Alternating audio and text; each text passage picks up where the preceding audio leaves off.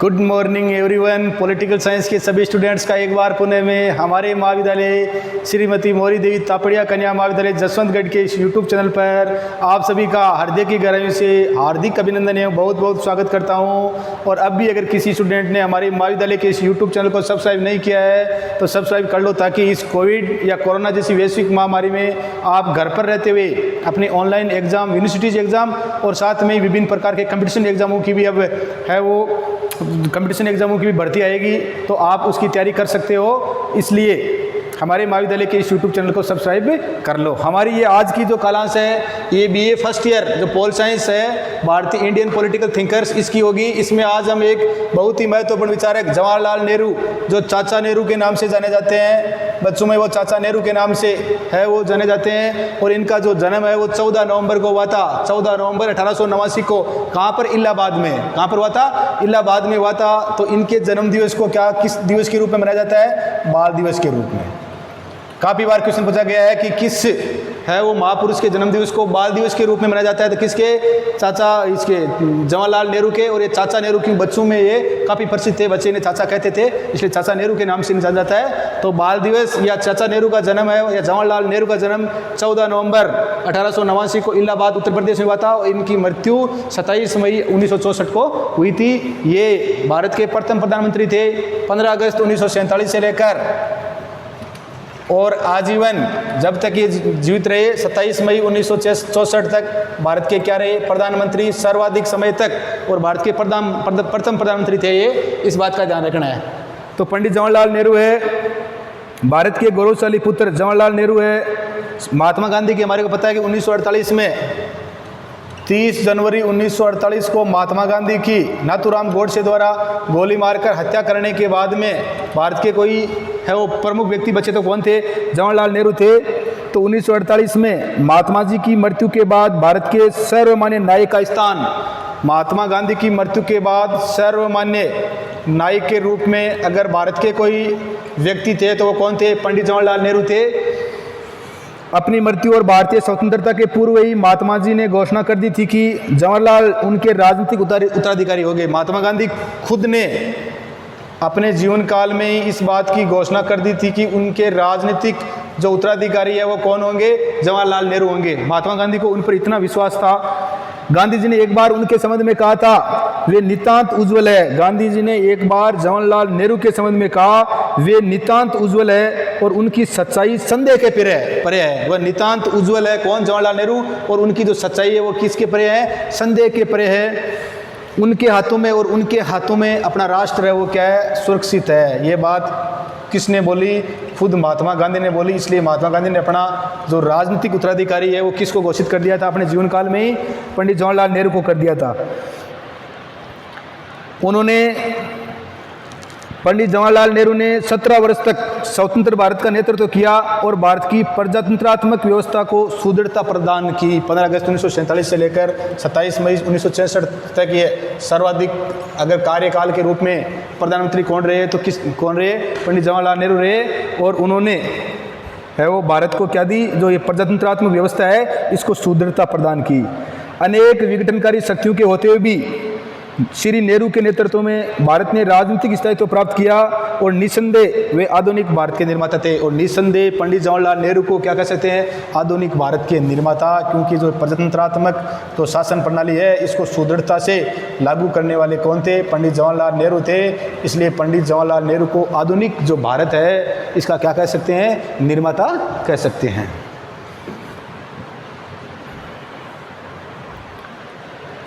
भारतीय जनता में व्यक्तिगत लोकप्रियता की दृष्टि से गांधी जी के अतिरिक्त अन्य कोई भी भारतीय नेता जो पंडित नेहरू है उनके समक्ष नहीं ठहरता। मृत्यु के कुछ वर्ष पहले एक विशेष मनोस्थिति में उन्होंने अपने संबंध में कहा था कि यदि कोई व्यक्ति मेरे संबंध में सोचना पसंद करे तो मैं उसे कहना चाहूँगा कि ये एक ऐसा व्यक्ति है जिसने अपने संपूर्ण मन मस्तिष्क से भारतीय जनता को प्रेम किया और इसके बदले में भारतीय जनता ने उसे अपना अपार प्रेम प्रदान किया। अपनी विश्वप्रियता और मानवता के प्रति प्रेम के बावजूद श्री नेहरू का प्रथम और सर्वाधिक प्रेम है वो भारत और भारतीय जनता से था। पंडित जवाहरलाल नेहरू, इनका जन्म 14 नवंबर 1889 को कहाँ पर हुआ था? इलाहाबाद में हुआ था। इस बात का वे देश के प्रसिद्ध वकील मोतीलाल नेहरू, इनके पिता का नाम पूछ ले कि पंडित जवाहरलाल नेहरू है, इनके पिता का नाम क्या था? तो पिता का नाम मोतीलाल नेहरू और माता कौन थी? स्वरूप रानी। और इनकी जो माताजी है वो कौन थी? स्वरूप रानी। ये मोतीलाल नेहरू है, पेशे से वकील थे, घर इनका संपन्न था। श्री मोतीलाल ने वकालत से अपार धन अर्जित किया और गांधी जी के संपर्क तथा राष्ट्रीय आंदोलन में प्रवेश के पूर्व उनका जीवन है वो विलासिता का जीवन था। जवाहरलाल का बचपन है वो कहाँ पर बीता? आनंद भवन, जो कहाँ पर है? इलाहाबाद में है। और इनका बचपन है वो आनंद भवन इलाहाबाद में बीता। और 16 मतलब जो बचपन है इनका विलासिता में बीता, क्योंकि इनके पिताजी है वो बहुत पैसे वाले थे। लेकिन प्रारंभ से ही जो पंडित जवाहरलाल नेहरू है ये गंभीर व चिंतनशील थे। पंडित जवाहरलाल नेहरू है ये प्रारंभ से ही गंभीर व चिंतनशील व्यक्ति थे। और इनकी जो प्रारंभिक शिक्षा वो कहाँ पर हुई थी? घर पर ही हुई थी। 16 वर्ष तक इनकी शिक्षा है वो कहाँ पर हुई? अपने घर पे ही हुई थी। उसके बाद में इनको 1905 में इंग्लैंड के जो हैरो स्कूल है इसमें भर्ती कराया गया। 1905 में जवाहरलाल नेहरू को इंग्लैंड के प्रसिद्ध हैरो स्कूल में भर्ती कराया गया। स्कूली शिक्षा समाप्त कर 1907 में उन्होंने ट्रिनिटी कॉलेज कैम्ब्रिज में 1907 में स्कूली शिक्षा समाप्त करके 1907 में उन्होंने ट्रिनिटी जो कॉलेज है, ट्रिनिटी कॉलेज कैम्ब्रिज जो यूनिवर्सिटी है इसके अंदर आती है। ट्रिनिटी कॉलेज कैम्ब्रिज यूनिवर्सिटी से संबंध है ये। तो कैम्ब्रिज जो विश्वविद्यालय है उससे ये संबंध था। कौन सा? इनका ट्रिनिटी कॉलेज है। तो उसमें उन्होंने एडमिशन लिया और विज्ञान में ऑनर्स की परीक्षा उत्तीर्ण कर वे वकालत की शिक्षा के लिए लंदन आए और 1912 में उन्होंने बैरिस्ट्री की शिक्षा भी प्राप्त कर ली। उन्होंने वो लंदन आए और 1912 में उन्होंने लंदन से भी वकालत की परीक्षा पास कर ली। विद्यार्थी जीवन में नेहरू संकोची स्वभाव के थे और उनके समस्त शिक्षा काल में किन्हीं विशेष कोई भी उनके शिक्षा काल में 1809 से लेकर 1905 तक 16 वर्ष तक तो उनकी शिक्षा कहाँ पर हुई थी? घर पर ही हुई थी। 1905 में इन्होंने इंग्लैंड के जो प्रसिद्ध हैरो स्कूल है उसमें उन्हें भर्ती कराया गया था और 1907 में इन्होंने यहाँ से वो अपनी जो शिक्षा प्राप्त करके और ट्रिनिटी कॉलेज जो किसके अधीन आती है? कैम्ब्रिज विश्वविद्यालय के अधीन आती है। तो 1907 तक मतलब प्रारंभिक वर्षों में इनकी कोई महान उपलब्धि या कोई ऐसी उपलब्धि नहीं है जिसका हम यहाँ पर क्या करें? उल्लेख करें या उल्लेख नहीं मिलता। अपने शिक्षा काल में नेहरू है वो वेब दंपति सिडनी और बेट्रिस वेब दंपति ये दो पत्नी थे, सिडनी वेब और बेट्रिस वेब। सिडनी वेब व बेट्रिस वेब दोनों ये पति पत्नी थे। सिडनी वेब और बेट्रिस वेब इन दोनों के ये संपर्क में आए थे।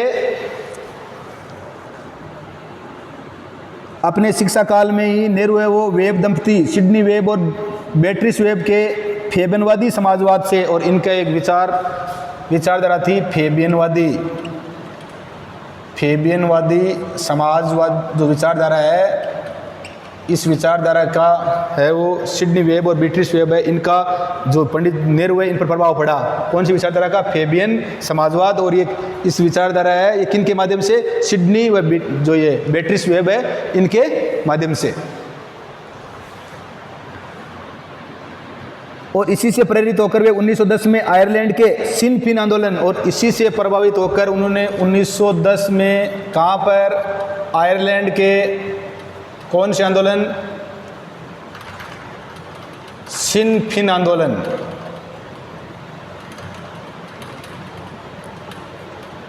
आयरलैंड के सिन फिन आंदोलन इन्हीं वेब दंपति है सिडनी वेब और बेट्रिस वेब इनके जो फेबियन समाजवाद से ये प्रभावित हुई और इसी से प्रेरित होकर ये 1910 में आयरलैंड के सिन फिन आंदोलन को देखने के लिए भी गए।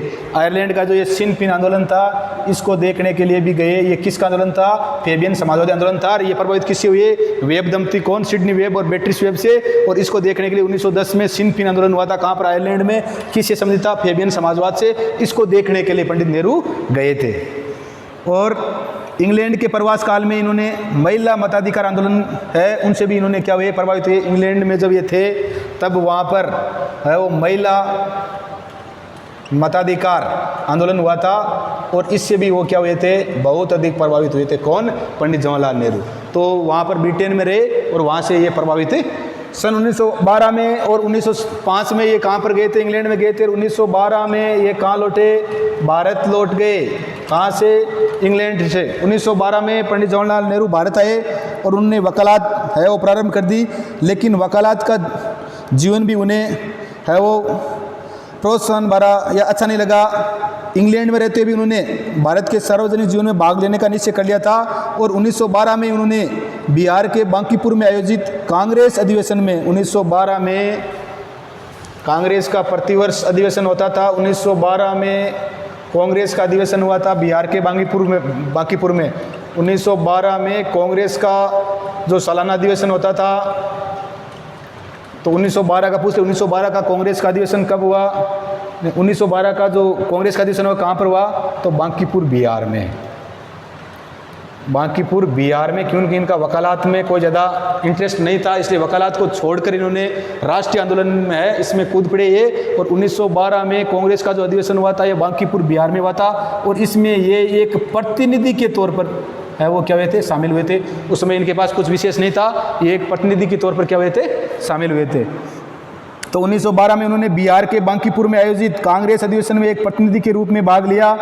उन्हें यह अधिवेशन फीका, अत्यंत साधारण और राजनीतिक अपेक्षा एक सामाजिक अधिवेशन ही अधिक लगा। लेकिन वे सन 1913 में संयुक्त प्रांत कांग्रेस उत्तर प्रदेश कांग्रेस में शामिल हो गए। 1913 में वो उत्तर प्रदेश जो कांग्रेस है संयुक्त प्रांत, उस समय उत्तर प्रदेश का नाम क्या था? संयुक्त प्रांत था। तो संयुक्त प्रांत मतलब उत्तर प्रदेश की 1913 में। हालांकि 1912 में जब ये कांग्रेस का अधिवेशन हुआ था जिसमें इन्होंने प्रतिनिधि के तौर पर बिहार बांकीपुर में भाग लिया था, इससे आकर्षित नहीं हुए थे, परंतु फिर भी 1913 में ये संयुक्त प्रांत, उस समय वर्तमान में उत्तर प्रदेश, उसमें इसको संयुक्त प्रांत के नाम से जानते थे, और इसमें इन्होंने क्या है? कांग्रेस के तौर पर ये है वो शामिल हो गए। कौन?